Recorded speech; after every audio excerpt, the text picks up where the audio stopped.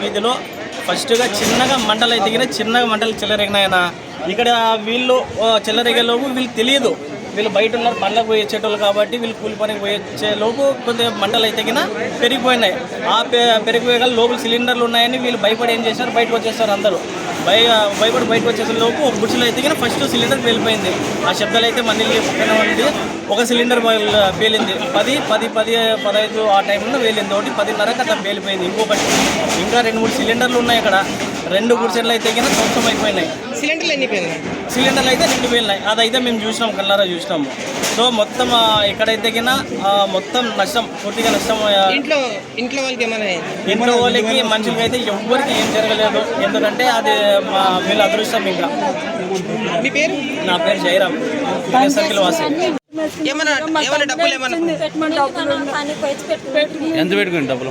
50,000 నేను వడ్డీ తెచ్చుకున్నట్టు ఇంట్లో 30,000 ఉన్నాయి. ఇప్పుడు మొత్తం డబ్బులు ఎంత? 80,000 అట్లా ఉంటాయి. బంగారు ఇంగారు ఏమన్నా ఉన్నాయి? బంగారుగానే ఉన్నాయి, కమ్ములు చైనాలో అన్నీ.